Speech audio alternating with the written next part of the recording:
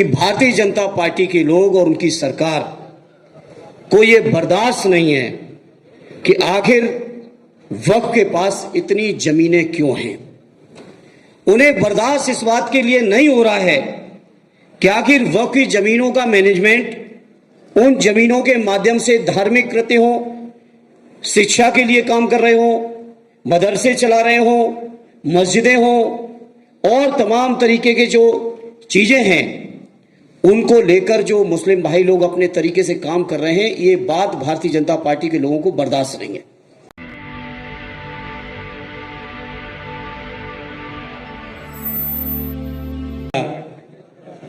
मुस्लिम personal law board के सदर साहब आड़ी मौलाना खालिद साहब, आड़ी मौलाना फजील रहीम साहब, आड़ी सैयद सजादा उल्ला हुसैन साहब, आड़ी असगर इमाम मेहंदी साहब, आड़ी कलवे सादिक साहब, आड़ी उस्मानी साहब, आड़ी मुफ्ती अब्दुल साजिद साहब, हमारे मेंबर ऑफ पार्लियामेंट मौलाना मुहिउल्लाह साहब, ओवैसी साहब,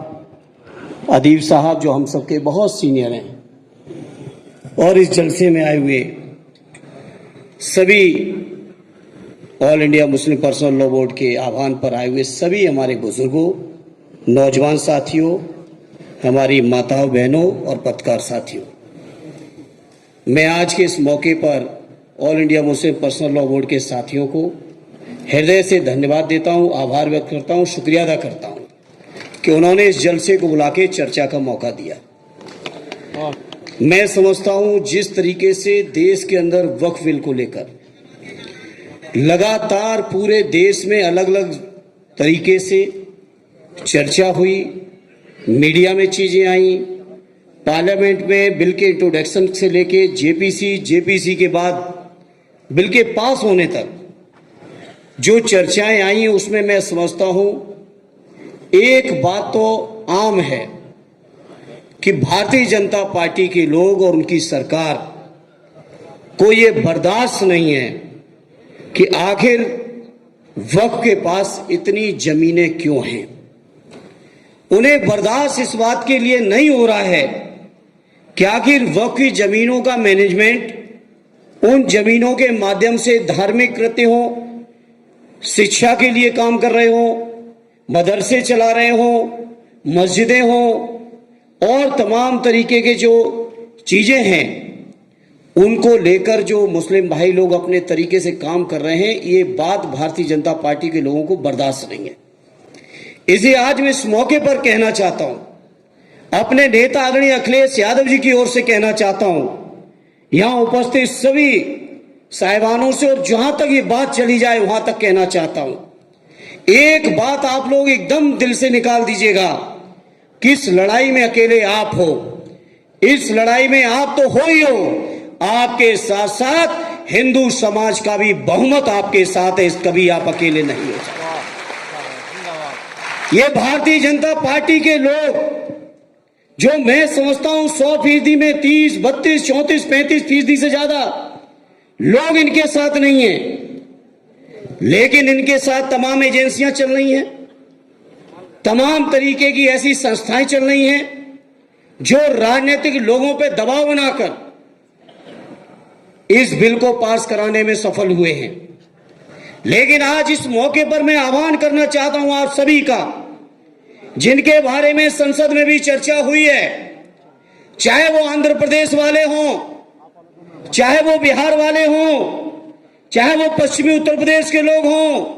चाहे वो कर्नाटक वाले हों, देवेगौड़ा साहब, नायडू साहब हो, नीतीश साहब हो, जैन साहब हो, सबके सब लोगों को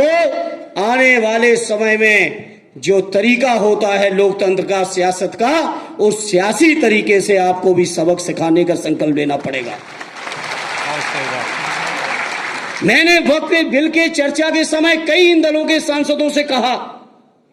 कि आखिर आप तो सपोर्ट लिए हो मुसलमान भाइयों का, आखिर आप क्यों ऐसा फैसला लेने जा रहे हो। तो उनको लगता है कि इस समय बिल पास करा लो, बाद में फिर कोई ना कोई मुद्दा बनाकर, कोई ना कोई नई तस्वीर पेश करके वो चुनाव में वोट ले लेंगे।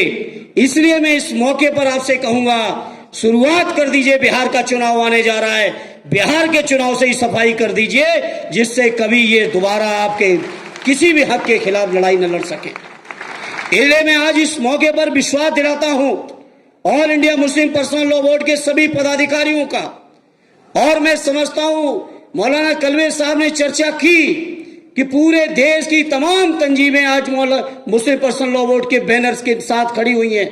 मैं अपनी ओर से, अपनी समाजवादी पार्टी की ओर से,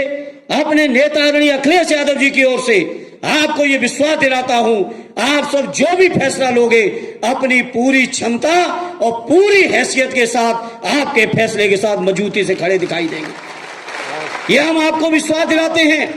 हमने जंतर मंतर पर भी आके कहा था, ये मसला चाहे सड़कों में रहेगा, चाहे संसद में रहेगा, चाहे माननीय सर्वोच्च न्यायालय में जाएगा, हर स्तर पर समाजवादी पार्टी आपके साथ खड़ी दिखाई देगी। मैंने उस समय भी कहा था, आज फिर दोहराना चाहता हूं। मुझे उम्मीद ही नहीं, पूरा यकीन है,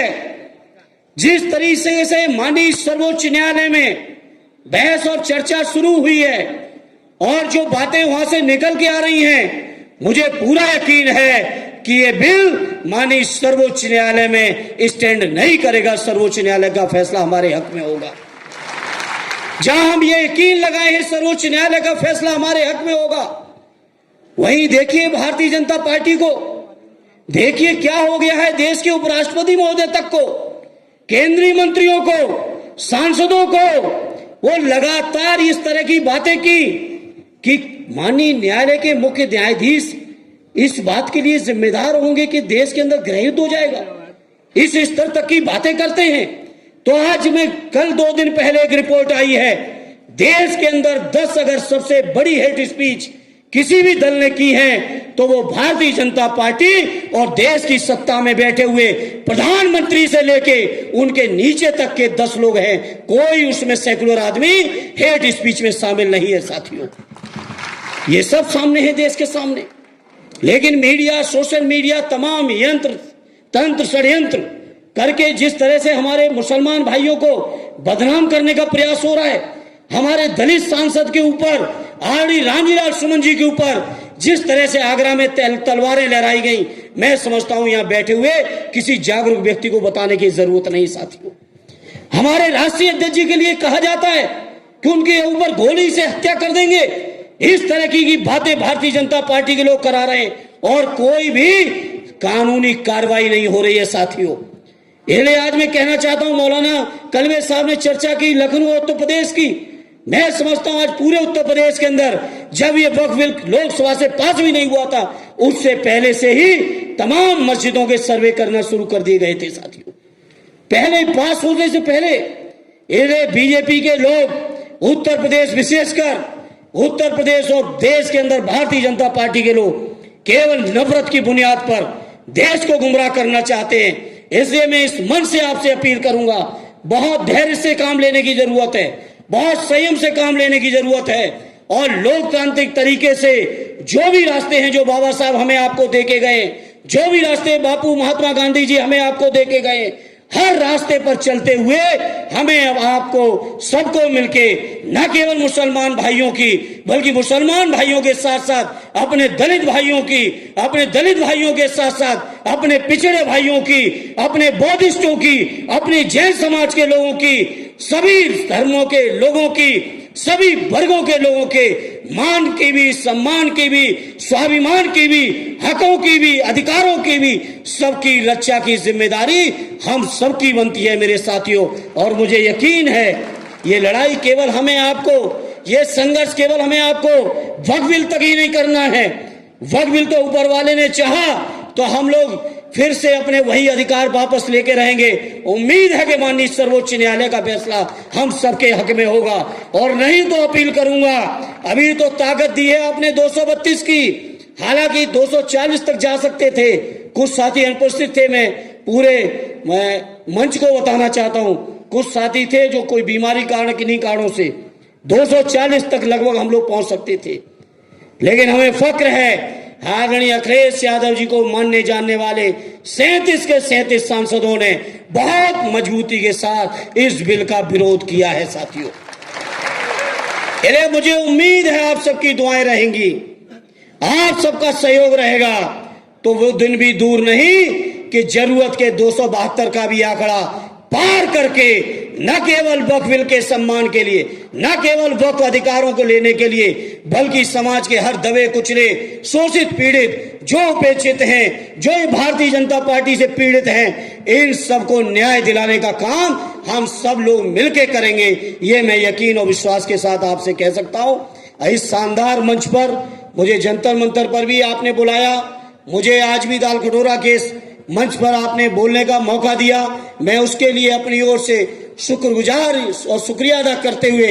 मैं आपको यकीन दिलाता हूं, आदरणीय अखिलेश यादव जी की ओर से यकीन दिलाता हूं कि आपकी हर लड़ाई में हम लोग साथ खड़े दिखाई देंगे, कभी कमजोरी हम लोगों की तरफ से आप नहीं पाओगे, यह मैं आपको यकीन दिलाता हूं। और एक आखिरी बात कहते हुए अपनी बात को खत्म करूंगा। श्रद्धेय नेताजी माननीय मुलायम सिंह यादव जी ने जो रिश्ते कायम किए, जो संस्कार दिए हैं सेकुलरिज्म के, जो संस्कार दिए हैं देश के भाईचारे के, देश के अपनेपन के, देश के संविधान को बचाने के, उन संस्कारों पर चलते हुए माननीय अखिलेश यादव जी चट्टान की तरह आपकी ही लड़ाई को लड़ते रहेंगे, ये यकीन भरोसा दिलाते हुए अपनी बात को विराम देता हूं। जय हिंद, जय भारत, जय समाजवाद।